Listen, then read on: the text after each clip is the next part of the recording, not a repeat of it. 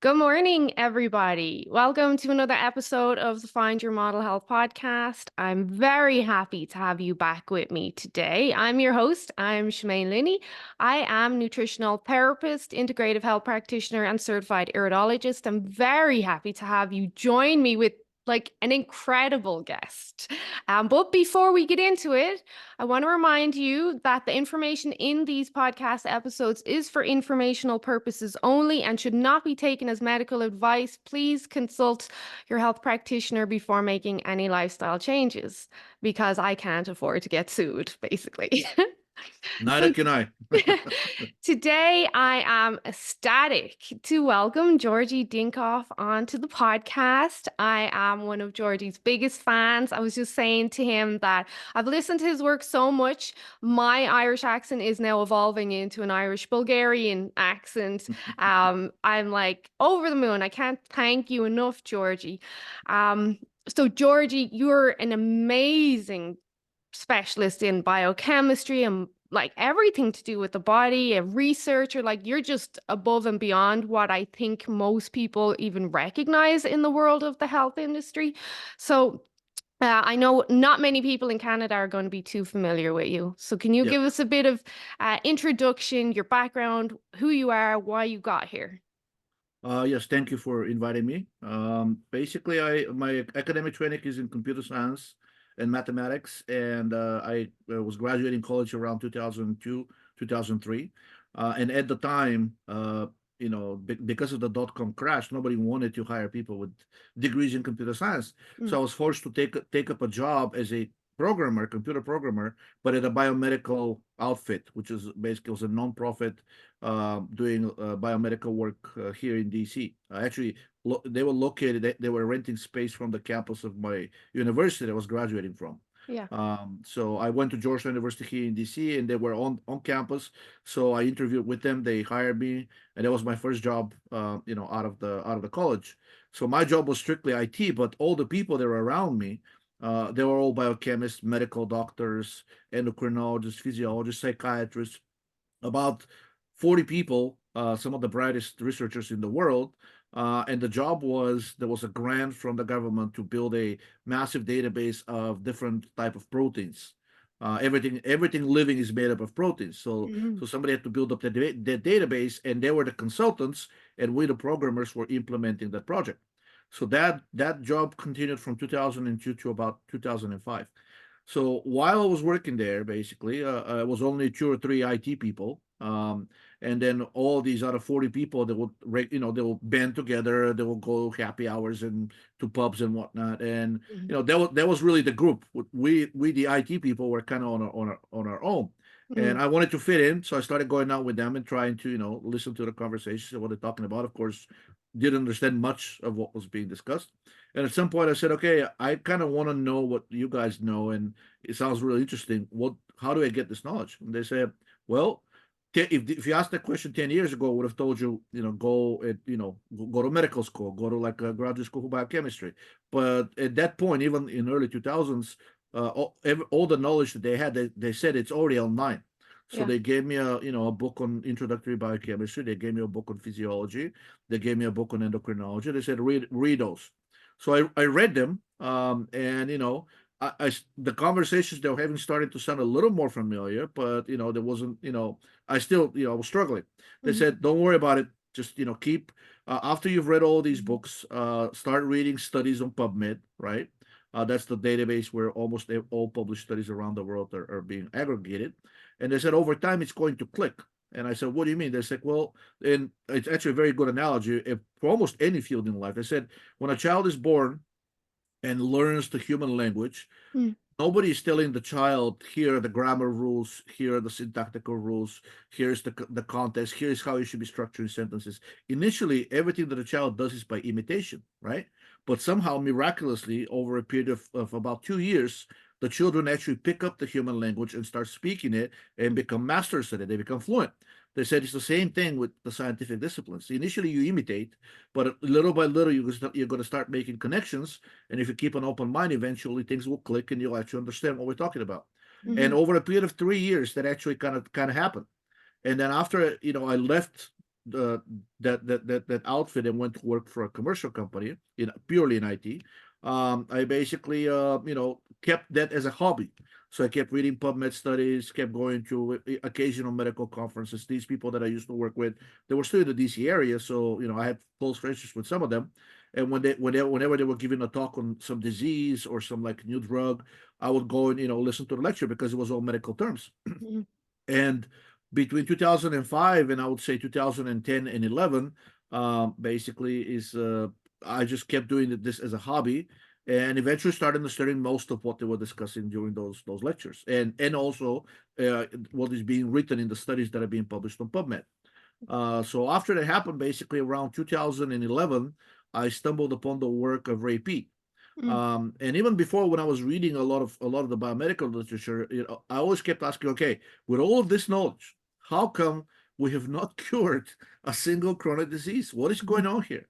And when I asked my former colleagues, the biomedical people, they said, the doctors, they said, oh, well, I mean, it's not always about knowledge. The body is very complicated. A lot of them thought it was genetics. They said, well, we still haven't decoded the genome. And once we decode the genome, we're going to find every gene that's responsible for every disease and whatnot. But the literature that I was reading, basically, even though a lot of the people that were publishing that, they were also pro genetics, not a single one of those studies came out and said, hey, here's the gene for autism. Here's the gene for, for brain cancer. Here's the gene for prostate cancer. It would have been perfect if they actually found that, because then you can manipulate that gene, you can Mm. silence it, you can modulate it, you can even now with the CRISPR technique, you can completely remove that gene from the genome, right? But Mhm. none of that happened. I mean, little by little, the literature shifted from, oh, there's one gene for every disease, right? That they couldn't find them. That they said, okay, there's maybe it's a group of genes associated, causing this Yeah. specific disease. They couldn't find it either, and eventually shifted to this nebulous interactions of the genes with the environment that is somehow causing all of the diseases that we have today. But still, the result is no cures. And then around 2011, I stumbled upon the work of Dr. Ray Peat, um, and his view was radically different. His view was basically still very much science, Mm. nothing voodoo about it. His view was that, okay, the problem with the current approach to medicine is that they treat the human body like a car. And medicine says, okay, so you have your car, right? And sometimes you may get a flat tire. Sometimes you may have the windshield may break. Some parts of the car may get rusty. That's the equivalent of your body. So if anything like that happens, medicine is usually pretty good at replacing some of those parts. However, still no cures, right? So if you get a trauma, if you get a broken arm, you get a cut with a knife or something, medicine is pretty good at fixing that. But the things that are still related to broken parts, such as kidney disease, liver disease, cardiovascular disease, Mm. is still related to the parts of the car, but medicine has no fix for that. Yeah. And medicine is the explanation of medicine is that, well, that's because of genes and we don't understand them yet. And once we understand them, everything will fall into place. Dr. Peat's theory, which is actually not his theory, but it's based on the research going back at least 100 years, Mm. he says, no, it's actually energy is at the core of everything. So modern medicine is saying what kind of fuel you put in your car has nothing to do with whether you're going to get a flat tire or broken windshield or like a engine malfunction. And they're correct using the car as the analogy, but the body is not like that. And it Mm. turns out, and that's Dr. Ray's theory of the bioenergetics, is that the fuel you put in your car, in other words, your body, Yeah. and how well you combust that fuel, how well you convert that fuel to energy, has everything to do with health. See, the body is a self-regulating mechanism. The car is not. The Yeah. car requires external maintenance in order for the car to continue to operate properly. Mhm. The body, the only external maintenance that the body requires is that basically you get proper food, and that your environment is as free as possible for things that are interfering with the processing of that food. So one of the biggest and most ubiquitous things that interfere with that process is stress, right? Or an endocrine disruptor, or anything from the outside interfering with your metabolism. So Dr. Peace theory says how intense your metabolism is, how quickly you convert food into energy, and how completely that process happens. It has everything to do with your health, because the body is a self-regulated mechanism. You're composed of trillions of cells. Every single cell, it can fix itself if it has sufficient amounts of energy. So if you don't have sufficient amounts of energy, initially that will manifest in things such as chronic fatigue, insomnia, poor skin and hair quality, declining libido, declining cognitive function, and whatnot. But over time, these things accumulate, and you get an actual structural problem similar to what you get into a broken car. And Dr. Peat's theory, the bioenergetics theory, says first of all you can prevent all of that by ensuring that metabolism proceeds as quickly as possible, right? And second, even if you already have accumulated damage, unlike the regular medicine, which says, well, we have to replace that broken part with something new, right? Mm-hmm. Like an organ transplant. Mm-hmm. In the bioenergetics view, is everything is repairable as long as you restore the proper rate of metabolism, of oxidative metabolism, and you give also the proper food. Unfortunately, a lot of the food that we're eating, that's not going to come as a surprise to your listeners, is It's not junk. food. Yeah. It's not food, exactly. And that's probably one of the biggest factors in the decline in health. And if you look at the curves of obesity, diabetes, cardiovascular disease, all of these things, they match almost perfectly the increase in the food supply of all of these things that we were never meant to eat, such as the seed oils, right? There's a lot of artificial colors, flavors, and and other things such as the emulsifiers, binders, and whatnot. All of these things, if you look at the research that's already published on them, they've all been shown to be bad for our health. However, Mm-hmm. because they're so cheap, and because food production, large scale food production, basically, depends on using these cheap ingredients so they can generate as much profit as possible. Most of them are still allowed into the food supply. Well, a vast majority of them are known carcinogens. Mm-hmm. Excuse me, let me just turn on the light. Yeah, that's okay.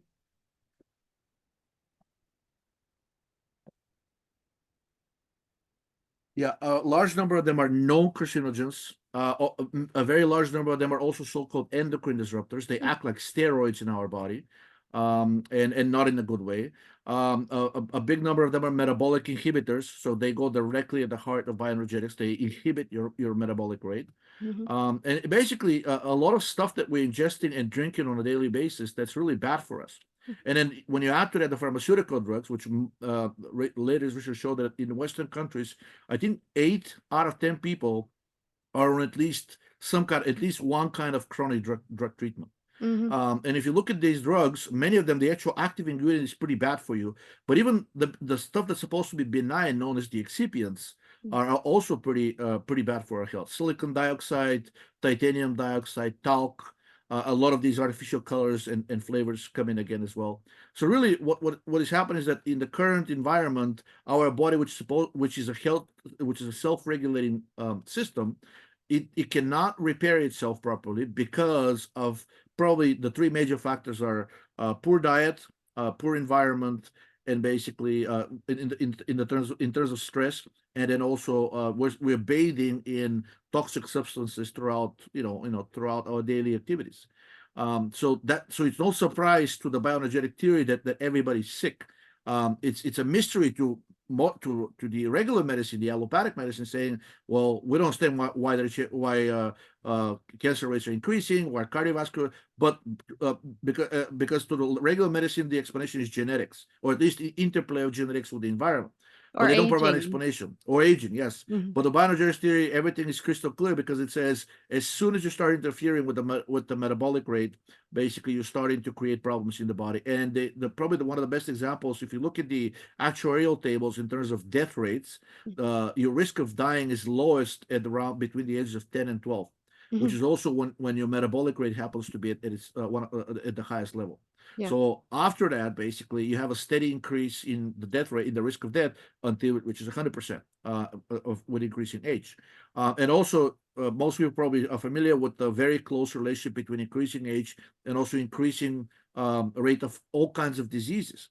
That used to be a very well-known relationship up until about 10 years ago, when doctors started getting alarmed and seeing that relationship no longer held true. In other words, we started seeing that the rate of disease started becoming constant for older people, wasn't increasing as sharply as before. But now that we're starting to see that increase in young people, who should be the healthiest, right? They should be, physically healthy, active, mentally healthy. Nothing like that is being seen. Now we're seeing increasing cancer rates in 20-year-olds and 30-year-olds that up until 10 years ago were known as old people's cancers, such as Mm-hmm. colon cancer, lung cancer, prostate cancer. Mm-hmm. Now you can see them in young people, and to me that's a irrefutable proof that the cause is environmental. It has nothing to do with genetics, because you had those genes all throughout. How come suddenly now we're getting the increase in these diseases, and especially in the youngest people who are supposed to be the healthiest? Bioenergetics says, well, if you look at the exposure of to all of these toxins that are around us and the way and the food that the people eat, the older people, ironically, had basically that are now older, that are now in their 50s, 60s, and 70s, these people had less exposure to those things because the rate of exposure has been constantly increasing throughout the 20th century and the 21st century. So older people naturally, compared to the younger generations, they have lower exposure to these metabolic, anti-metabolic factors. While the younger people, they have an ever increasing exposure to these things, and one of the most pervasive things for them, which is on top of what the older people were experiencing, was the mobile devices.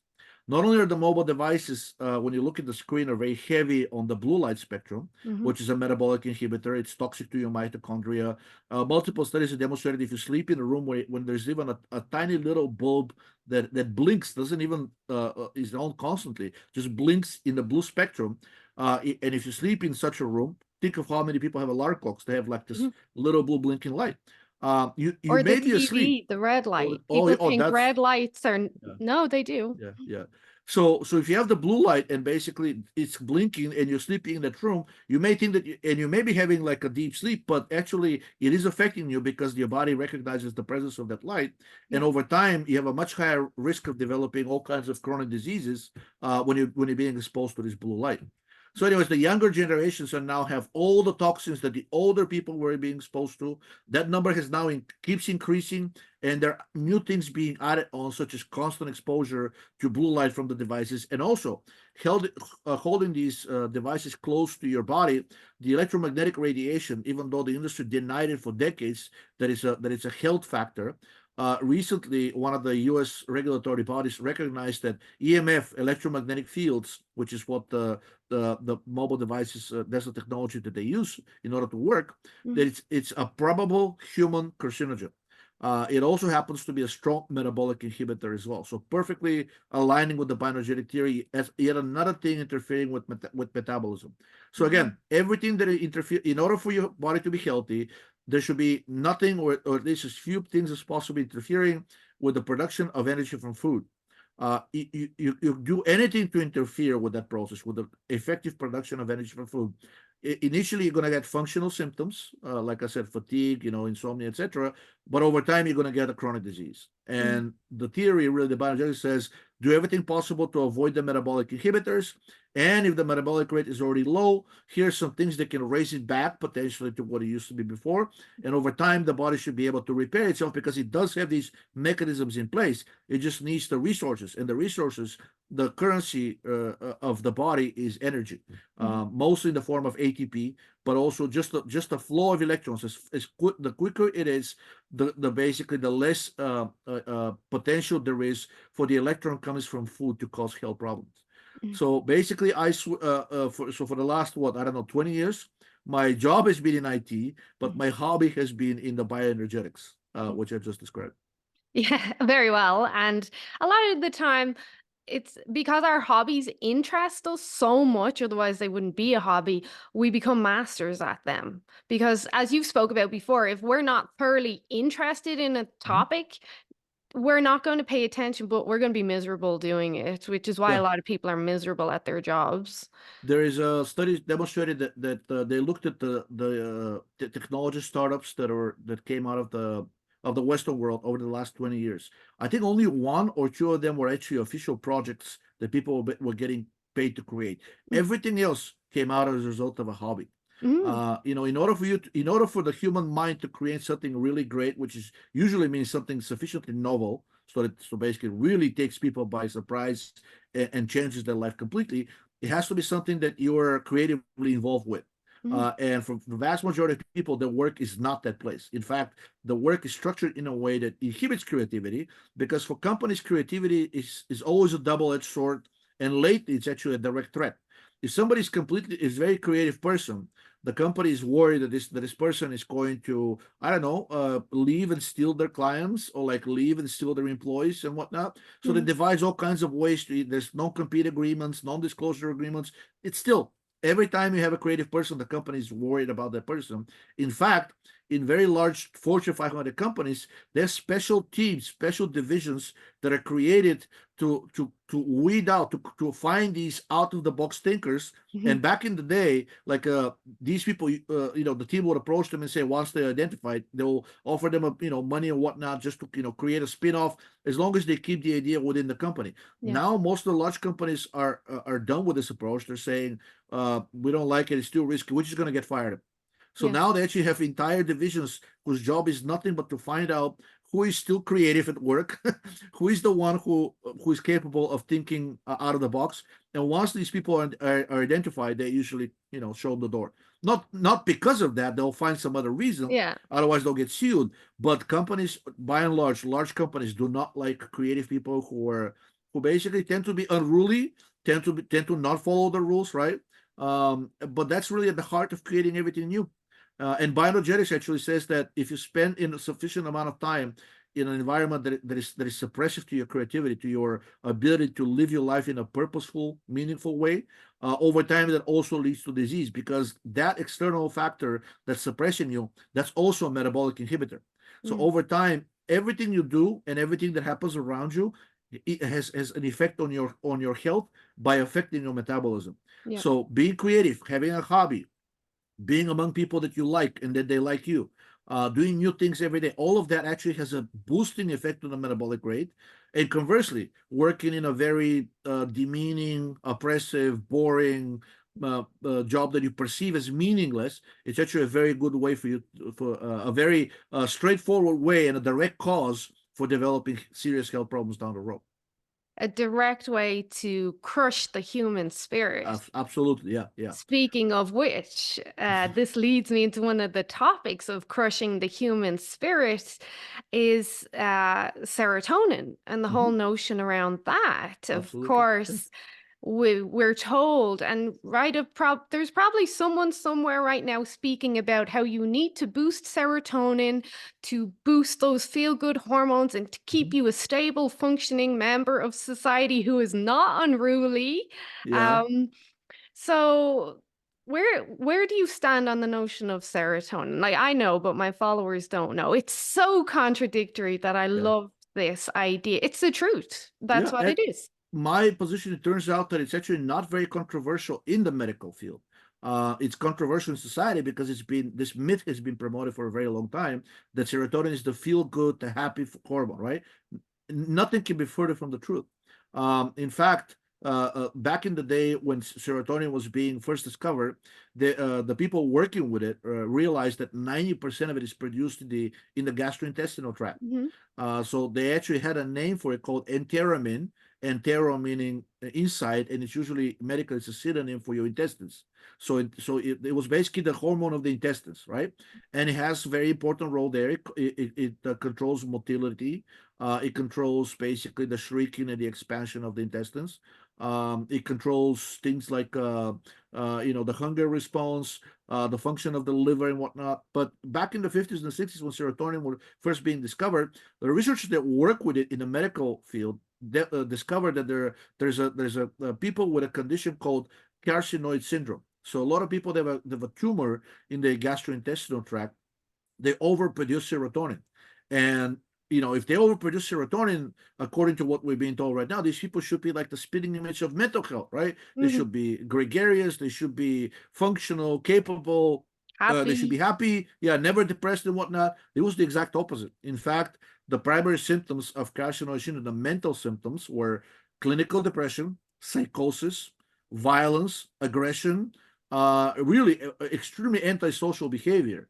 And they knew that this was being caused by the serotonin because after the serotonin was discovered, very closely after, some experiments were being done with LSD, and what was discovered there was a approximate serotonin antagonist.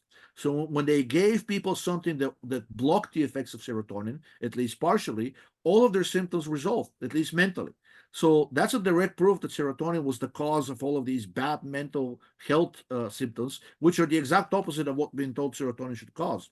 Mhm. And by doing the experiments with LSD, which is antagonizes serotonin, basically blocks its effects, the military picked up LSD, and a lot of the hippies in the social like in the social rights movement picked it up, and then the military started doing some experiments with it just to see what effect it has on humans on a large scale, because the military was allowed to run these experiments Mm. with this highly illegal, highly dangerous drug. And Yeah. they discovered that, at least in a military environment, LSD is the absolute worst thing that any military commander would want. Soldiers, when they were on it, they started giggling, they started hugging each other, they started playing guitars and other instruments. They absolutely refused to follow orders. They refused to participate in military drills. And when they were being shown movies of war and being told how they need to vanquish the enemy and kill everyone without mercy, a lot of them walked out. They basically refused to participate in that. Mm. So military said, "Oh my God, if a sufficient number of military members get on LSD, we're finished as a profession." Mm. The LSD gives you the attitude of about the exact opposite of what the military wants. But what the military wants is actually a lot of what society in general wants from its members. They want you to be docile. They want you to pay your taxes. They want you to work hard. They want you to not create problems. They want you to follow rules and orders. Right? Basically, do what you're told and shut up. Mm. And then the military noticed that LSD is causing the exact opposite of that. They're saying, well, what is LSD antagonizing? Serotonin. Well, if LSD causes these things, then maybe serotonin, by being, serotonin activating certain areas of the brain, maybe it will be the cure to this insubordination that we're seeing with LSD. And they did some experiments with animals and then humans and realized that yes, serotonin was the perfect slave drug. And then military worked with some pharma companies. So I think Pfizer was the first one that came up with the so-called selective serotonin reuptake inhibitors. And what these drugs do is that they inhibit the deactivation of serotonin. So you get a buildup of extracellular serotonin, and largely mimics, not that intense, the effects that people with the carcinoid syndrome had. So if you overdose on SSRI drugs, if you look at the list of side effects, everything that a person with a carcinoid syndrome has, it's there. Mhm. So first of all, if you remember, both you and I were very young at the time, but like in the early, I think in the early '90s when Prozac was still came out, basically it was promoted for preventing suicide. But then discovered that taking Prozac or any SSRI actually increases your risk of suicide in the first Mhm. couple of weeks of taking. In fact, now there's a black box warning, both in Canada and the US and most European countries, which says if you're taking an SSRI for suicide prevention, talk to your doctor so that you're basically being put on suicide watch, because the drug that's supposed to prevent you from killing yourself is actually drastically increasing your chance of killing yourself, at least in the first couple of weeks of starting to take it. Mhm. But the research the military did showed unequivocally that serotonin does everything that any government, any authoritarian government or any military would want its subjects to be. Like I said, docile, servile, following orders, not thinking out of the box, definitely. Basically going about their business, paying their taxes, not questioning authority ever. And the SSRI drugs that came out were a direct result of this partnership between the military and the private industry. So the very existence of the SSRI drugs was came out of a project to control humans and to crush the human spirit, basically, because that's Mhm. what the military wants. It wants obedient drones who are just doing whatever they're told, and they're dying whatever they're told, in basically unquestioningly. So just that alone should be leading people to really question the whole rationale and the whole explanation behind serotonin being a happy hormone. Now Mhm. that was actually came out of political propaganda to legitimize and to normalize the use of SSRIs, and that started with the approval of Prozac. And then a bunch of other SSRI drugs were approved afterwards. So for the last 20 to 30 years, we've seen a tremendous push from mainstream media saying that serotonin is the happiness hormone. You can never have too much of it, right? You should be doing everything possible to increase its levels and whatnot. But if you look at the medical circles, the situation is a lot more nuanced. And in fact, there are two camps. They've always been. One camp, probably the now students of the people that did the original research with serotonin, and those people saw that serotonin is a terrible thing whenever its levels increase too much. So those people are continuing to publish papers and saying, no, serotonin is actually high, not low in depression. We should be lowering, we shouldn't be increasing it. And then there's a much more vocal, because it's been sponsored by the pharma industry, Mm-hmm. a group of people saying, no, serotonin is okay. But recently they've conceded that serotonin does not make you happy. All serotonin does, it destroys your ability to react emotionally to both positive and negative events. So it's not making you antidepressed, it's making you Numb. nothing. Yeah. Numb, exactly. Yeah. Yeah. Yeah. So that's what these drugs do. And now, after 20 years of telling us that serotonin is the happy hormone, and by the way, this view persists online. Like, it doesn't, there's no a day that goes by that I don't see an article in a popular press saying, like, oh, summer is here. So here's what you can do to boost the levels of your happy hormone serotonin. Now, a lot of people say, well, this is just a popular press. Well, popular press does not publish things that are, unless they're vetted by an internal consultant, usually with a medical degree. So this tells me that the prevailing view of society in regards to serotonin is that it's a good thing. Mm-hmm. While even in medicine itself, even the proponents of serotonin are now no longer claiming that it's a happy hormone. They claim it's like anesthesia, right?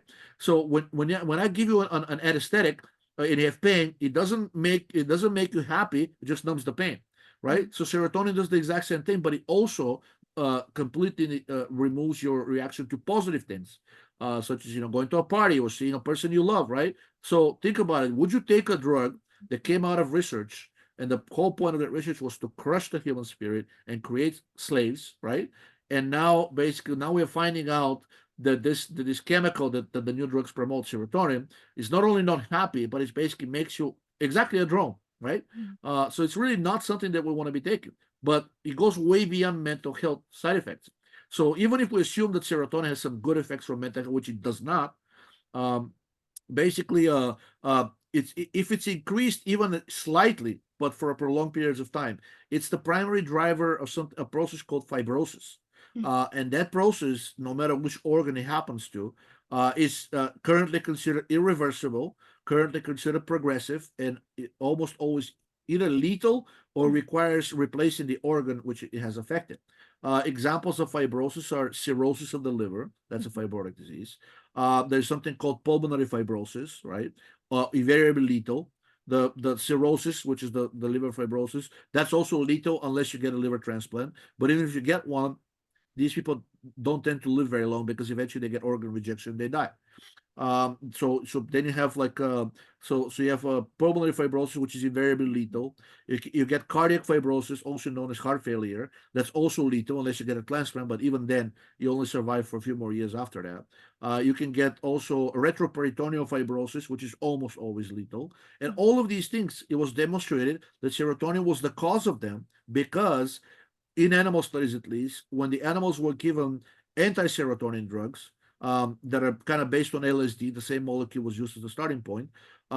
They were blocking specific serotonin receptor. Not only was these drugs capable of preventing the fibrosis, but recent trials by Pfizer, a company that does sell several SSRI drugs. So behind the scenes, they also bought the rights to an anti-serotonin drug, and now they're running clinical trials to reverse the fibrosis that using their SSRI drug causes. So it's the perfect scam for them. Because They they're a say with company.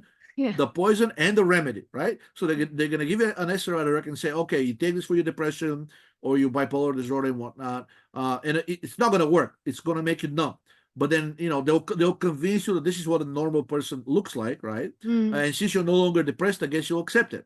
But worse than that, eventually you're going to start having these fibrotic side effects, and they will say, "Oh, we don't know what's causing it, but here's a drug. We have a drug that cures it." They know what's causing it. It's been obvious since at least the 1950s that serotonin is the hormone of fibrosis. It also happens to be in the context of bioenergetic theory, one of the most potent metabolic inhibitors that we have endogenous, which means inside of our bodies. Prolactin is another one. It usually goes hand in hand with serotonin. Cortisol is another one. Estrogen is another one. But sticking to serotonin is a very powerful and primitive. We've had even very primitive organisms that are just several cells in composition. They usually have a way of producing serotonin. So it's basically a signal from the environment whenever you're stressed, whenever you're in pain, whenever you haven't eaten for a long time, whenever you're in a very oppressive environment. Serotonin rises precisely because it's basically the body's way to quote unquote protect you. It doesn't really protect you, but it's basically numbing the pain until this bad event, which in nature they tend to be intense but rare, right? And that's okay. Nobody can avoid every calamity in their life. But the problem becomes is so when a calamity happens in nature, then the serotonin rises to blunt the pain, right? So, but it doesn't sound like something we should be doing on purpose and raising all the time, right? But that's what our lives have become. It's a series of calamities, and now a lot of people feel the need to basically, even if you tell them serotonin is bad and you show them the evidence, and even if their doctor agrees, the response is, well, I have two options. I either have to sit there and cry all day because my life is a disaster, or I have the option of taking the serotonin drug. It's going to make me numb, and at least I can go on. So far, they're choosing the latter option. But even the ones I've spoken to many people that are taking SSRI drugs, even the ones that are long-term users, they know somehow incrementally they feel that something is wrong. It's off. It does not. They don't feel like the previous person, and the people around them react in a very strange way. Recent study came out showed that women who are on SSRI drugs are invariably the target of more physical violence, not only from males but other females and all kinds of people around the world. And basically, the explanation at the time was, well, because these people are depressed. The study was with women. Because these women are depressed, psychopathic people try to take advantage of them, right? And then they abuse them, and that's what usually leads to the violence. But then the study was replicating in animals, right? And we don't know of a case where an animal is a psychopathic. We only tend to associate psychopathy with humans because it requires intent. And animals, we assume they don't have intent.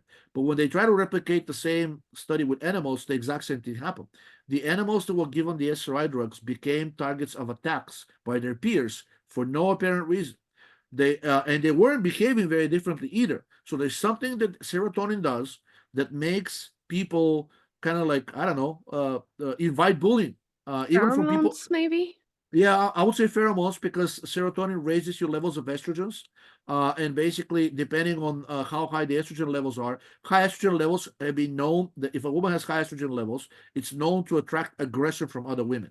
But basically, when the serotonin drug was given, these women were being attacked by both other women and men. So I think there's another pheromone involved, which maybe triggers aggression in males as well. And I think that hormone is prolactin. Since serotonin raises prolactin as well, I think it's basically that's the explanation because when they gave the same study has now been kind of replicated in males in a smaller group. When the males were on SRI drugs, they also invited aggression for both males and females. So there's something that the serotonin does. It's either behavioral or pheromonal, probably both. That's making these people act like they'll tolerate abuse, which is what the initial findings of the military were. It makes you servile. It makes you unquestioning. It makes you always say yes, man. Think about it. If you're going out in a social circle and you're speaking to somebody, and no matter what you say, they always say yes, yes, yes, yes, yes, yes. Yeah. At some point, it will become annoying, right? And if a person it's like one of these other people that are around them are on the or edge because maybe they're taking SRI drug or something is not going on well in their life, it's easier to light the fuse of such a Yeah. person when you're always just sitting there and nodding. Just Yeah, just that yeah. alone will probably irritate most people.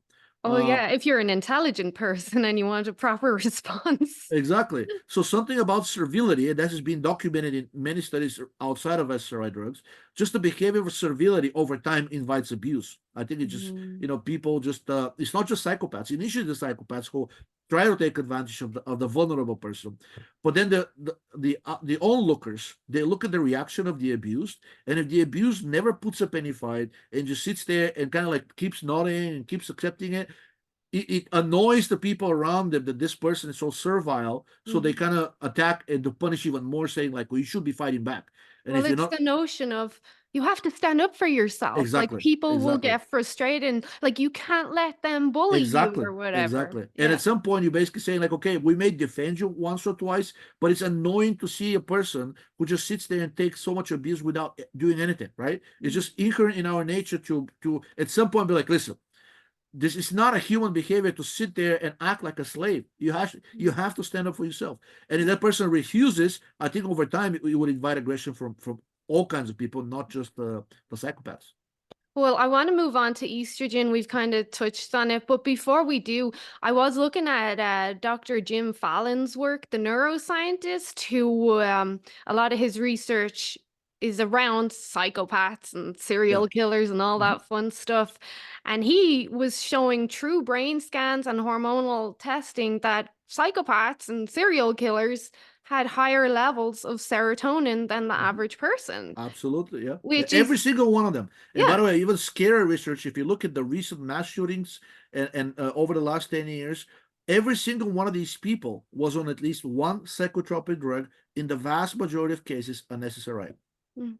But it's for the greater good. Of course, yeah. Yeah, Yeah. so they're saying, okay, we may create, because I've talked to people who defend serotonin, and they know the connection between serotonin and violent behavior and psychopathy and serial killers and whatnot. And you know, at some point they'll say, okay, yeah, we may generate a mass murder or serial killer once in 1,000 or once in 2,000 or 10,000 or whatnot.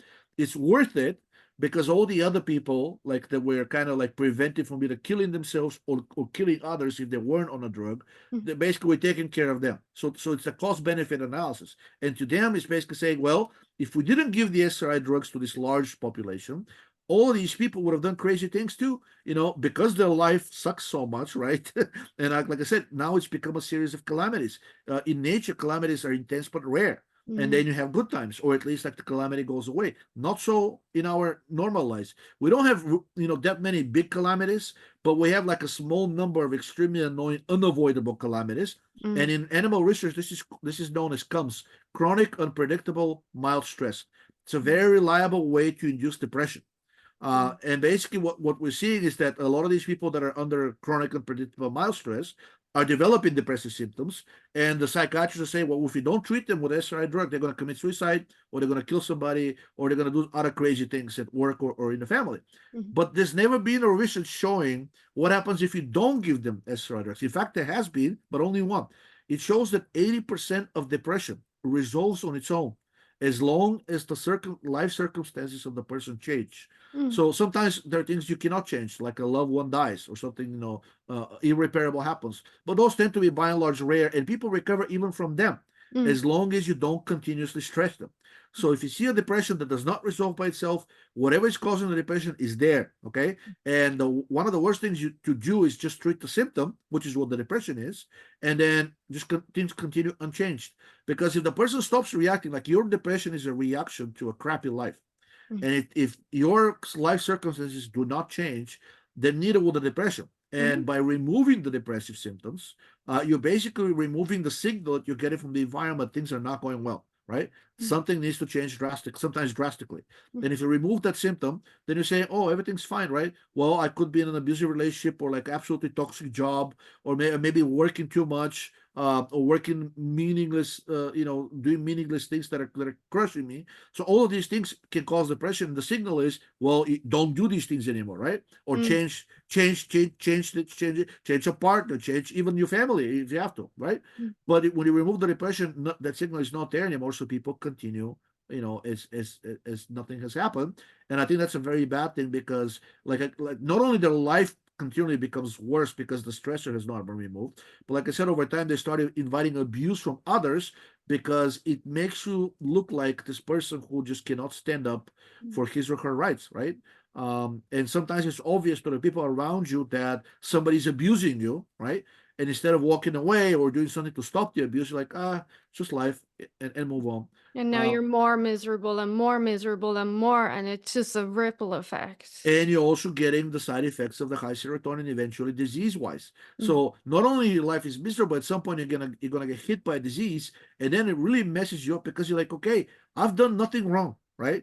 And I'm a vulnerable person, and all these bad things are happening to me all the time. And now on top of that, I get a crushing diagnosis like cancer or I don't know, cardiovascular disease or kidney disease and whatnot. You're thinking, wow, this life, you know, it's not worth it. A lot of mm, people are getting to think that way, but that's because of the serotonin.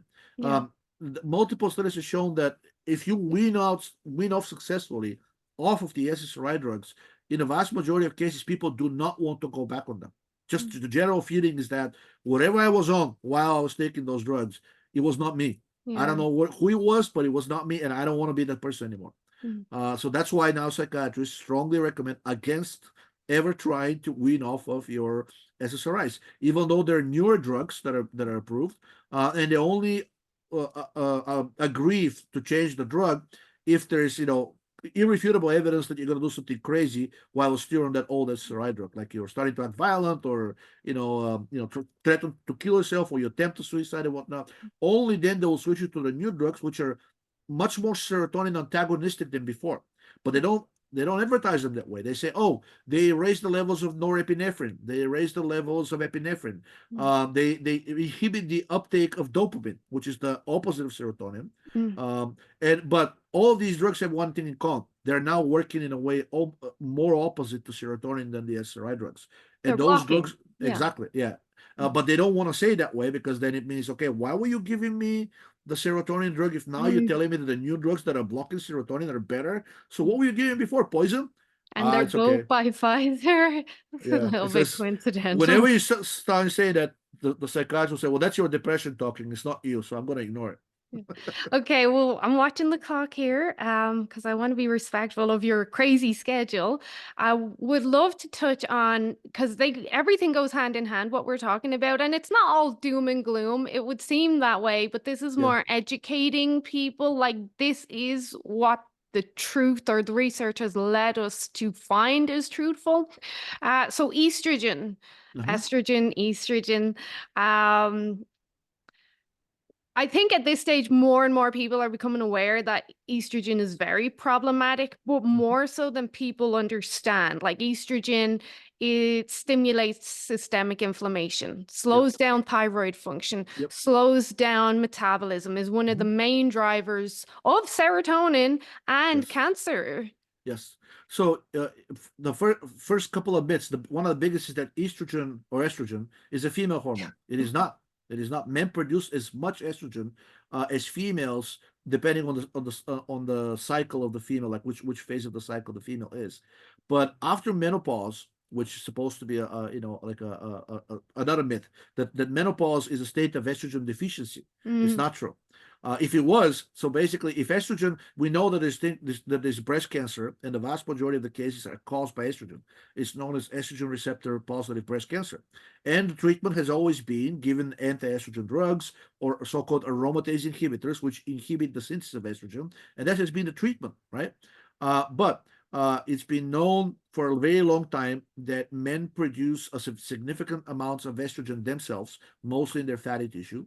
And actually, if it was not for the androgens that male produced, they will look phenotypically just like females. So mhm, they will grow large breasts. They become, feminine in their faces, in their behavior and whatnot, even in their thinking. So the only reason males are males is because they have a large amount of androgens, and androgens and estrogens have opposite effects. So the androgens are acting in an anti-estrogenic way and keeping estrogen under control. The primary role of estrogen in the body is to inhibit metabolism in the metabolic rate and to stimulate cell growth and division. So mhm, estrogen is really always elevated whenever you have a wound, whenever you have a site of inflammation, whenever you have a trauma somewhere, right? Even if you press like on any place of your body for too long, like let's say for a couple of minutes, and then you let go so that there's like a red spot there, mhm, that redness is caused by histamine, but the release of histamine, the synthesis, is triggered by estrogen. mhm, So really, estrogen is a sort of like a repair hormone, but it's blind, and the repairs that it creates and the factors that it triggers, if they're not controlled by things that oppose estrogen, eventually you very rarely get cancer. So you can think of estrogen as the primordial growth hormone, which and it's very important to yeast and bacterial colonies. Who, if you think about them, they basically sometimes in terms of numbers of the living organisms inside, they can outnumber our cells like in a ratio of 10 to 1. That's what mhm, happened in the microbiome, the bacteria in our gastrointestinal tract. But they don't have any shape. It's just a mass of individuals, and they're doing some things as a group and whatnot. Well, the size of that group is controlled largely by estrogen, as far as yeast is concerned, and definitely bacteria as well. So you can get a proliferation of these organisms if you have too much estrogen, right? And you have like shrinkage of the number of the size of the population if the estrogen is lower. But in these organisms, because they don't have any shape, the only thing that matters is growth versus not growth. In human bodies, it's been known in medicine for a very long time, and most doctors would readily admit it, that uncontrolled growth is a very bad thing. Another name for it is cancer. Mhm. And if you inject estrogen in specific organs, studies going back to the earlier 20th century, that I think they were injecting animals with extracts from mare urine from female horses. Premarin. Yeah, Yeah. yeah, exactly. And then basically, like when they doing the injections on a regular basis, eventually the animals, the rats, mice, or rabbits, or whatever they were using, all kinds of animals were developing cancers in those organs. So it's not only breast cancer that is estrogen driven. You can cause cancer in any organ by basically providing sufficient amounts of estrogen to it. Mm-hmm. Uh, these initial studies were kind of dismissed. People were saying, well, these levels of estrogen can never really happen in a normal organism. You're injecting too much, like pharmacological amounts of estrogen into the organs. So, yeah, that may lead to cancer, but estrogen in regular doses is fine. Well, in regular amounts or like normal levels and whatnot, it's a very nebulous term. It turns out that even mild elevations of baseline estrogen, if they continue for too long, is just as dangerous as getting exposed to a direct carcinogen for a brief period of time. Mm-hmm. There's an old study that I saw that basically demonstrated that since ionizing radiation is known to cause cancers like X-rays, that basically getting mild 20% elevation of your baseline estrogen levels over a year was equivalent to getting like 10 or 15 X-rays. So you basically have a direct equivalence between something that is a very known carcinogen and guaranteed to cause cancer if you do it often enough. Sometimes even once can cause it, right? And Yeah. something that is considered completely normal, physiological. In fact, a good thing. A lot of women in menopause are told your estrogen levels are low. We need to put you on estrogen HRT, estrogen replacement therapy, and then after that, all hell breaks loose. Initially, they feel better, right? Because estrogen does some things that suppress some of the inflammatory peptides released by the pituitary, such as luteinizing hormone Mm-hmm. and the follicular stimulating hormone. Both of these are highly inflammatory, and their levels rise when estrogen levels in the body in the blood drop. So when you give these women estrogen, the levels of LH and FSH decline, and they feel a little bit better. But this extra estrogen that you're giving them over time drastically increases the risk for every kind of cancer, not just the breast cancer. For a Mm-hmm. long time, medicine kept saying, well, the only cancer for which estrogen is relevant is estrogen receptor positive breast cancer. The other types of estrogen of breast cancer, such as progesterone receptor positive or a triple negative breast cancer, which is supposedly not amenable to hormonal therapy, the doctors were saying and continue to say, well, these cancers don't react to estrogen, so there's no point trying to manipulate estrogen with them. My own research and several other studies published, I work with animals as well, demonstrate that in almost every cancer type, if you administer a chemical that has anti-estrogenic effects or inhibits the synthesis of estrogen, you get regression of tumor growth, which is perfectly acceptable and perfectly matches the view of estrogen as the growth hormone, in other words, as the cancer hormone, and not just as the female hormone or a hormone of female libido and whatnot. Mm-hmm. So estrogen does have its role, right? Like I said, if you have any kind of damage structural, estrogen is there to help repair things by increasing the cellular growth and division.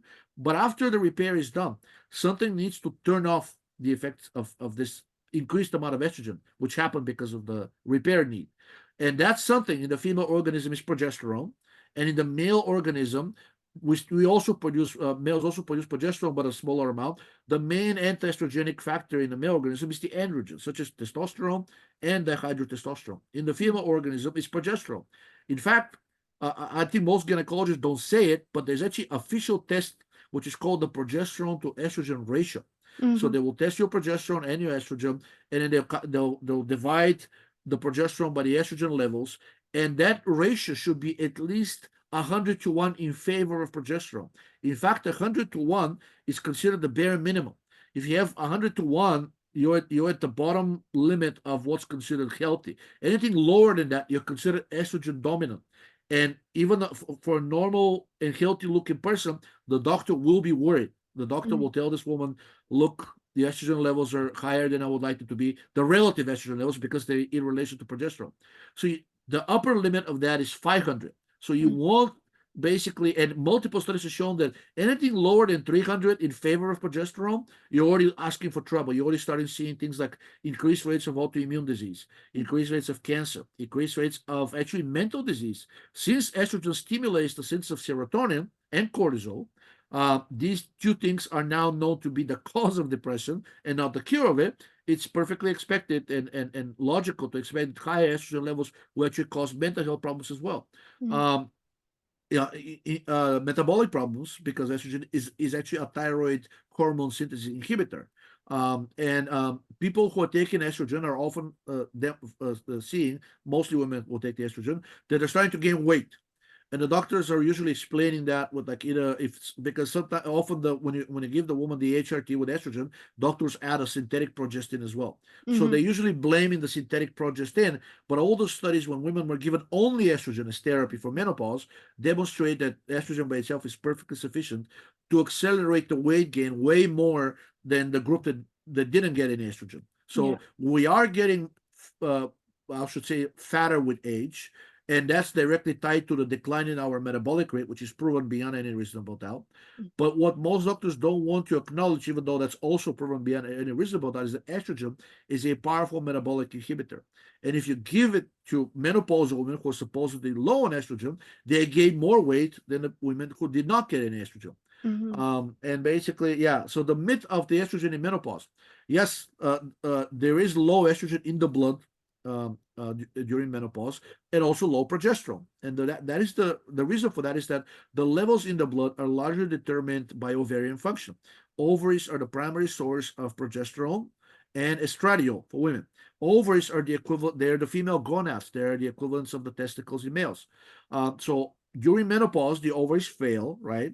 And then, yes, if you do a blood test on a random menopausal woman, you're probably going to find undetectable levels of estradiol and progesterone in the blood. And the doctors are using those findings to say, you see, so this woman has a deficiency of estrogen. Well, actually, at the very least, what they should be saying is that this woman has a deficiency of estrogen and progesterone mhm, because both are undetectable in the blood. And actually, if you use a very highly tuned machine, so it's not that the levels are undetectable, they're very low.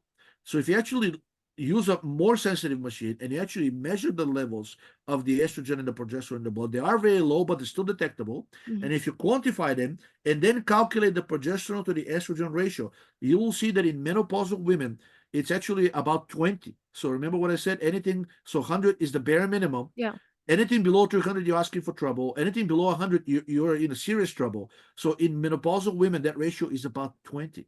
So yes, both are low, but the ratio is heavily skewed in favor of estrogen. And the older studies demonstrate that even minor elevations of relative estrogen relative to progesterone over a prolonged period of time can reliably cause cancer just as reliably as an X-ray, or actually 10 X-rays.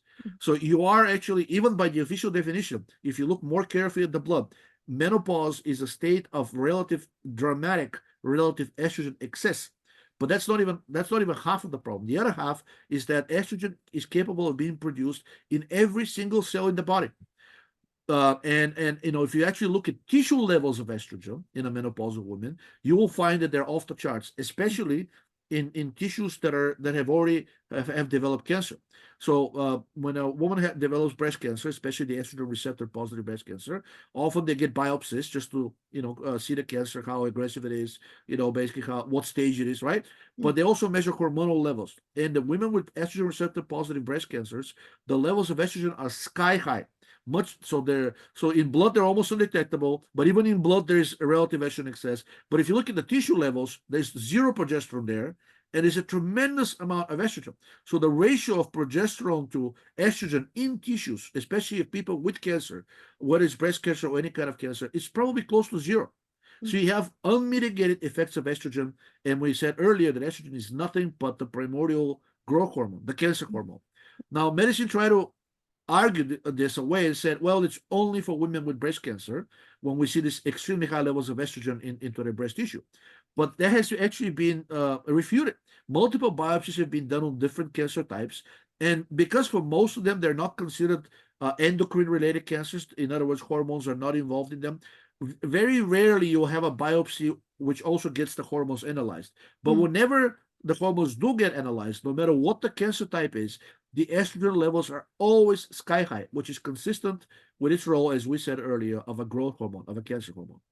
And almost zero progesterone, so you've nothing offsetting that estrogen. Not almost zero, because progesterone in females is mostly produced in the ovaries, the Mhm. vast majority of it, and most of the other organs, except possibly the brain, have limited ability to synthesize progesterone. So there is nothing. This estrogen in tissues is basically reigning unopposed, and over time, it causes cancer.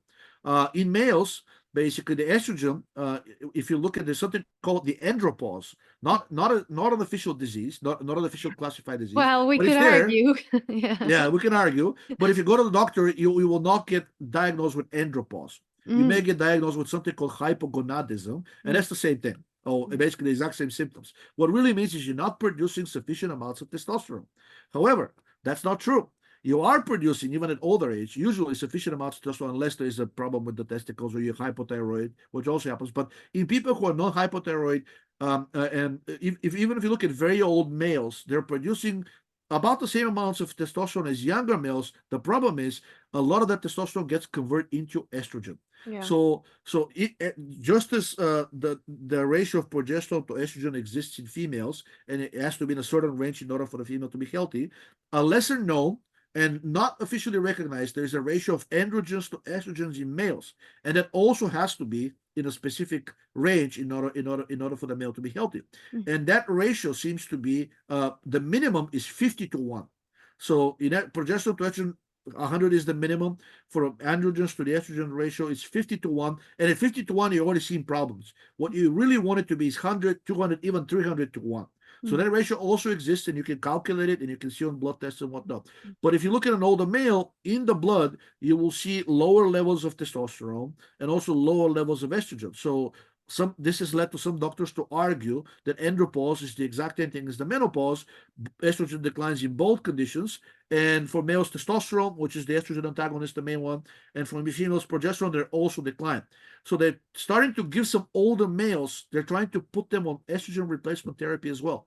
They're just giving them estrogen with some androgens, synthetic androgens, and they're mm, saying, see, you're feeling better, but the side effects are obvious. All these older males are developing breasts, a condition called as gynecomastia, and the patients know that something is off. They're like, why am I gaining weight? Why do I have men boobs? Like, this is not mm. how I used to look before. You know what? I wanna go back to my old self when I was skinny. Yeah, okay. I mean, I had maybe some joint pain and I wasn't as mobile and agile as before, but I don't like these men boobs, man. It's just not attractive to me or the women. Yeah. And make sure you're eating your polyunsaturated fatty acids because they're Exactly. cardioprotective and Oh heart yes. healthy. But actually, these polyunsaturated fats, if you look at the structure, they're very similar in terms of their unsaturatedness to estrogen. Estradiol has three double bonds, and so do the omega-6 polyunsaturated fats that we're told are very high protective. Recent studies demonstrated that most of the polyunsaturated fats can bind the estrogen receptor and activate it, acting indistinguishably from estrogen. So by eating, and since the amount of polyunsaturated fats taken through that is it dwarfs the amount of estrogen, right? Mm, So we're getting a steady dose of estrogens through our diet on a daily basis that most people don't even think about. And mm, even if they do, most doctors will try to convince them that estrogen is okay. It's it's the one of the hormones of youth. Once you get older, you need more of it, not less, right? But even if you talk to oncologists now, most of them are starting to see that there is no such thing. In fact, every single cancer is endocrine cancer. It responds to hormones, to the levels of the hormones. mm, And by manipulating the different hormone levels, usually lowering estrogen and either increasing androgens or increasing progesterone, you're getting a therapeutic effect. In other words, mm. estrogen is bad, and so are all other chemicals in our environment, including our food, especially the polyunsaturated fats. Every other chemical that acts in a manner similar to estrogen shares the same risk factors, or risk effects.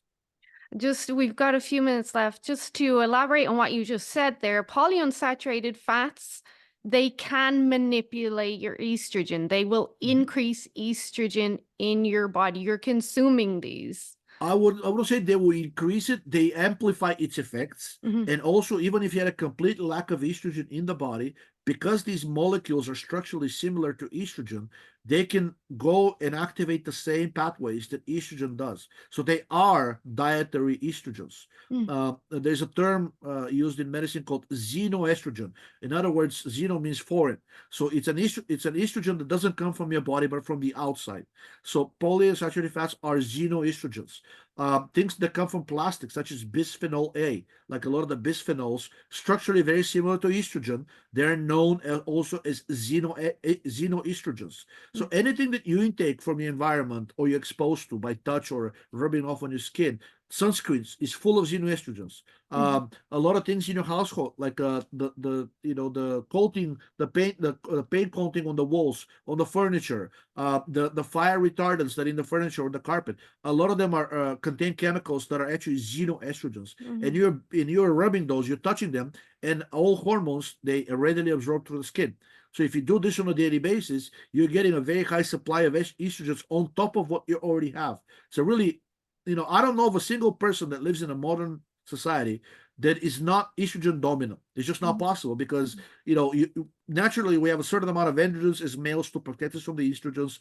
Females have the progesterone to protect us from estrogens. But if we're always getting a steady supply of the estrogens from the outside, we just don't produce enough of the protective hormones to neutralize their effect. So they're everywhere. Well, for sure, most females nowadays are stressed up to their eyeballs, that chronic daily stress. So they have no progesterone Yep. either. So Yep. it's just to put it bluntly, it's a shit show nowadays. Yes, so the synthesis of progesterone is basically suppressed by stress, but the synthesis of estrogen is actually activated by stress. And there's a good rationale for that. Whenever you're under stress, the body assumes there will be structural damage somewhere that will need to be repaired. And the role of estrogen is to repair that damage. Now, normally, like I said, in a healthy person, after the stress is gone, this estrogen is no longer needed. And in many people, there are even like negative feedback mechanisms that will basically lower the estrogen levels back to normal. Even if that doesn't happen in a normal person, there is sufficient amount of estrogen, progesterone produced for Mm, we're talking for females, and that will neutralize any continuous pro-cancerous effects of estrogen. But because progesterone also inhibits the synthesis of estrogen, over time it will lower its levels back to normal. Now, mm, if you're constantly under stress and progesterone levels are suppressed, there is nothing to not first there's nothing to neutralize the cancerous effects of estrogen while the stress is there, and later on, even when the stress is gone, there is nothing to bring the estrogen levels back to normal because the main inhibitor of estrogen synthesis in the female body is progesterone. yeah. So you remain in a state of chronic estrogen excess. And like I said, multiple studies demonstrated even mild elevations, even you can be still in the normal range on your blood test. But let's say if your normal levels are 20 and this chronic stress raises them to 40 and they stay at 40 instead of going back to 20, over time that's sufficient to cause every disease you can imagine. Mm. So we want our progesterone to not only offset the estrogen, but help bring it back to that normal level, reduce our stress response, encourage metabolism, encourage Yes, thyroid, encourage mental health. Like, in my opinion, progesterone is the hormone of vitality. It it is is. that human spirit hormone. That's what it you is. you you take anything that estrogen does, as we said, and then progesterone will have opposite effects on that. Estrogen is a thyroid inhibitor, progesterone is a stimulator. Estrogen lowers your core temperature, progesterone raises it. It's thermogenic. Estrogen causes mental health problems, especially anxiety, depression, mania, psychosis, all of that. Progesterone cures them. Mhm. Progesterone is a calming sedative hormone. Estrogen acts very similar to cocaine. It's very excitotoxic. What is it called? So whenever you're excited, I don't know how many people have noticed, but if you go to a concert, you go to a party, and initially everybody's very happy and cheery and jumping up and down. Over time, you can overdo it, right? If this continues for too long, eventually you feel kind of like you're tired but wired. Mhm. You want to relax, but you cannot. So even if Yeah. you go to bed, you're gonna toss and turn and not really be able to fall asleep or have a resting sleep. That's estrogen that's causing you because estrogen levels got too high, and now basically the estrogen levels are not sufficient to bring it down, or you have to spend sufficient amount of time with rest because resting does basically stops contributing to the to the buildup of estrogen. But if you continue stressing yourself, which is like I said, women are these days all the time stressed, men are too at work or in a family, or even a social gathering, which means that this buildup of estrogen levels, which always happens during stress, there's nothing to oppose it, and there's nothing to bring it back down to normal levels. So we're always in a state of estrogen dominance, even if it's not to the excess levels. But like I said, that's sufficient to cause health problems over time. Progesterone is the main antidote, and for men, androgens. But the problem with the androgens is that testosterone, specifically testosterone, which is what most doctors prescribe to males, very easily converts into estrogen as well. Mm. So if you're going to be supplementing with androgens for males, you have to use things that are not convertible to estrogen easily. By the way, men can supplement with progesterone too. It Mm. does not really have any bad effects on males. When pre-puberty, both boys and girls produce about the same amounts of progesterone. So it's not a female hormone either. Mm. It's not going to do anything bad to the male if the male takes it. So, and because it's available over the counter in many countries, at least the Not Canada, Canada, not though. Canada, okay, yeah, maybe not for long in the U.S. either, but Mm. still it's available here. It's more easily obtainable than any of the androgens because they're considered anabolic drugs, and they're very heavily controlled here, basically similar to cocaine or like another hard drug. So Yeah. progesterone is one thing people can use to bring down the effects of excessive estrogen. Actually, something very simple and pervasive, which we mentioned before you started recording, aspirin. Mm. Aspirin's effects are largely opposite to the effects of estrogen, if you look at them. So it mimics the effects of progesterone in both males and females. And aspirin actually is a mild aromatase inhibitor, not as strong as progesterone, but if you, it will still help restrain the excessive production of estrogen due to stress or trauma or endocrine disruptors or whatnot. So this is something that's still available in Canada. I don't know for how long because I think they want to regulate it too. But Yeah. something is simple. The simplest thing you can do if you don't have access to the other things is that take a tablet of aspirin. In vast majority of cases, if you're a person that is under heavy stress, chances are you'll feel dramatically better. Mm. I have hypothyroidism, and when I came across some of your research around aspirin a couple of months ago, I started to implement aspirin. It's so hard to get help here from the medical Oh yeah. so they won't run blood tests, they won't prescribe, they just do nothing.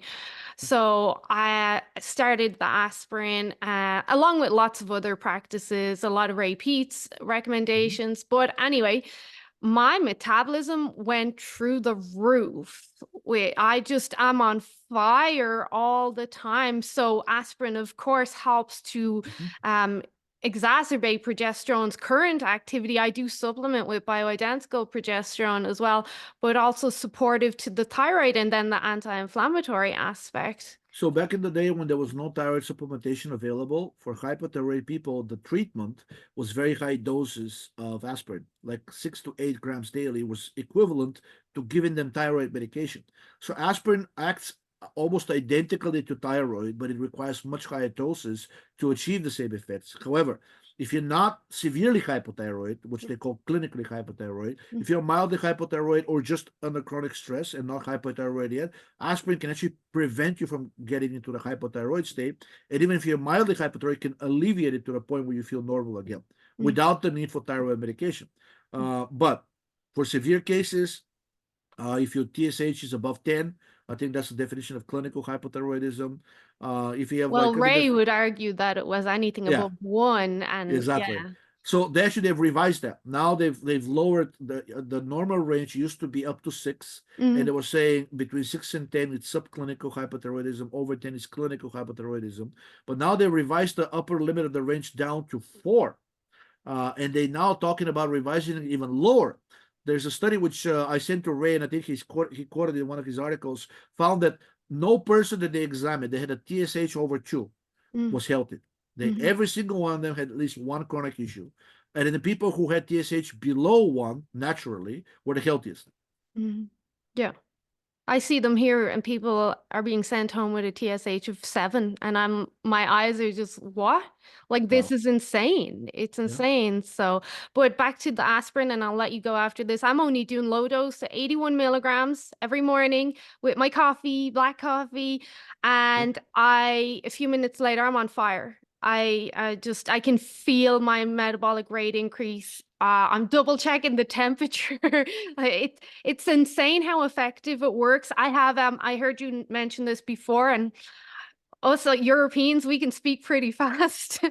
But one of my clients has terrible systemic inflammation, arthritis. She's only young, constipation. One time she didn't have a bowel movement for 8 weeks, and the doctor sent her home and said, "No, you're fine." I'm like, "This is No, insane." that's a medical emergency. Like anything over a week is a medical emergency. It is for kids. Yeah. So I'm like, oh shit, and literally pun intended, endotoxins, like this is not good. Mhm. She starts taking aspirin morning and evening. Now she's having a bowel movement every day. Yeah, a lot of the as soon as your metabolism slows down, one of the first symptoms, reliable one, is basically bowel movements start become more infrequent. Mhm. And an older test for hypothyroidism was core temperature at waking, heart rate, and then also how many bowel movements like are you having a day. You have to have at least one per day in order to be considered non-hypothyroid. And Mhm. I think if you're skipping a day as an adult, back in the day that was considered reliable diagnosis that your metabolic rate is slowing down, maybe not to the level of being hypothyroid. That's why they're measuring temperature and also the heart rate. And then another one which is actually still used as a clinical diagnostic test for hypothyroidism, but it's not practiced very widely. It's called the Achilles tendon Mhm. reflex reaction. Yeah. So basically, like how so when they hit you with the hammer on the Achilles tendon, basically your foot contracts, right? I mean that muscle contracts. I think the calf, Yeah. and how quickly it relaxes afterwards is a very good indicator of your thyroid function. People who are hypothyroid or just have a generally slow metabolism, they have a very slow rate of relaxation of the muscle. That's why these people have much higher rates of muscle cramps, often unprovoked. They're Yeah. sitting on a chair or they're walking and suddenly they get a muscle cramp. That's a sign that the muscle does not have sufficient amount of energy because a prolonged contraction is indicative of calcium overload. In order for the cell to get rid of itself of the excess calcium, it needs higher metabolism because with the higher metabolism, you produce ATP and carbon dioxide. Mhm. And carbon dioxide is what is the major factor that takes the calcium outside of the cell. So you cannot relax biochemically by definition unless your metabolism is sufficiently high that you can get rid of the excess calcium. Yeah, exactly. This has been amazing. Georgie, you have your own website, Yes. heydoot.me. I'll link it up. Mountains of research. What I like about yours is that for the average person, you translate the research. Like most people can't read research. At the very least, they can understand the abstract sometimes, not Right. all, but you translate it to say, this is what this actually means. And that's what people need because it's all jibber jabber nowadays. And I found even worse than that. I found that several times that the public press is reporting the exact opposite of what the actual study says. So I Mhm. often, when I post about a study, vast majority of cases, there is a study that was actually published on PubMed, and then there is a popular press article, usually by the university where the researchers work. And Mhm. the popular press article is trying to kind of like, normalize it and explain it the way I do, right? But very often I found, and I think it's on purpose, especially in regards to serotonin, recent studies there's a lot of recent studies that found out that having high levels of serotonin, which means low levels of the serotonin transporter, and the latter is what deactivates serotonin, Mhm. is correlated with a large number of different diseases. But if you read the actual popular press article, it says low serotonin is linked to such and such disease. No, Mhm. it's not low serotonin. It's low levels of deactivating serotonin. In other words, low rates of deactivation. Mhm. In other words, high serotonin, which is correlated to low disease. So that's why I always read the study and the article that follows with it. And if there's any discrepancy, basically, I explain it in the post. But a good thing is the ones that are well written is that when people challenge me on something, they say like estrogen or serotonin. And I remember a study that was done by people at Yale or Harvard, University of Toronto, like really established institutions. And when I send them the study, I also, because in the blog I also have the link to the university page. I found that a vast majority of people who are skeptical, if they see a link from a renowned university explaining the study, they'll take it more seriously. Yeah. The study may be published in British Medical Journal or the Canadian Journal of Medicine or any high-profile medical journal. To the vast majority of people on the street, it means nothing, right? To them, it's Yeah. like just another journal. But if they see, oh, University of Toronto researchers say the serotonin is bad, especially for a Canadian, that will probably ring a bell. Like, okay, I might read that or I might take it more seriously. So that's why it's good to have the popular press article, but you have to be careful because I've caught multiple institutions and just in general media that are saying the exact opposite of what the actual study is. And I've emailed some of them. In the vast majority of cases, they refuse to explain why.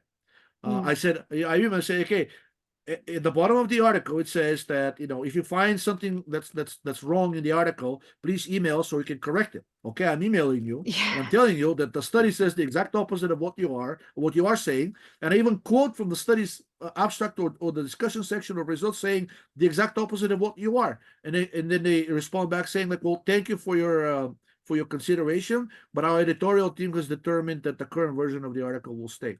And that's what most people will read, so they get the wrong impression. Yeah. Anyways, thank you for mentioning it. It's a blog basically of studies and an explanation of the studies, often combined with the popular press article interviewing the authors of the study. And you also will let you go, but you also have a supplement line, Ideal. Yes. Yes. Ideal Labs. Are they IDEALABS.com. Yeah. We can't get them in Canada though. Can you ship because it's cosmetics? You can ship. Yeah, of course. Yeah, we do. Yeah. I used to have two options, express and regular mail. And people love the express option because we usually ship with DHL. It would arrive in one day in even like a remote northwestern or northeastern corners of Canada. Unfortunately, the customs started regulating even cosmetics and vitamins as drugs, right? And basically like started stopping the packages. They weren't confiscating them, but they were asking the recipient to prove that this is a cosmetic and not a drug, and also to pay, right?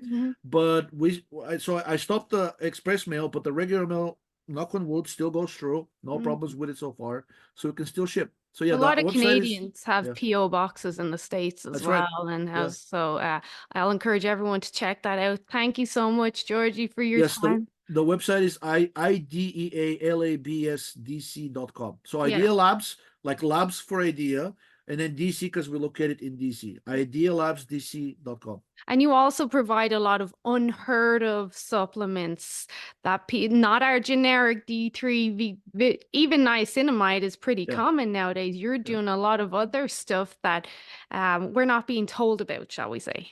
Exactly. And exactly without being told. And also some of the vitamins, they have different versions. Some versions work better than the others. Even niacinamide, I think to this day the most common supplement is actually niacin that's being sold in drugstores. Now niacinamide is becoming slightly more popular, but niacin is still the most common one. I don't recommend that people use that because it releases histamine and serotonin.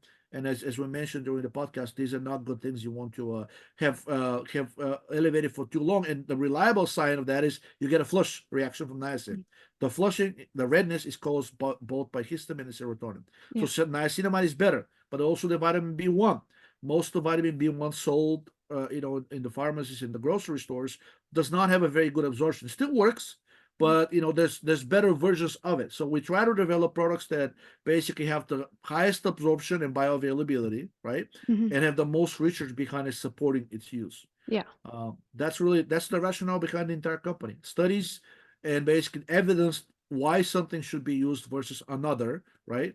And basically what's the rationale for not raising serotonin, for not raising estrogen, for not raising cortisol, and having supplements that if any of these is high, can potentially modulate it. We shouldn't say lower because we're not legally allowed to say that, but modulate excessive levels of any of these nefarious biological factors. And that's integrity. And we all thank you for having so much integrity in what you do. Appreciate it. So thank you so much for your time today, Georgie. Thanks really for inviting me. appreciate it. Have a fantastic day. Thank you. You too.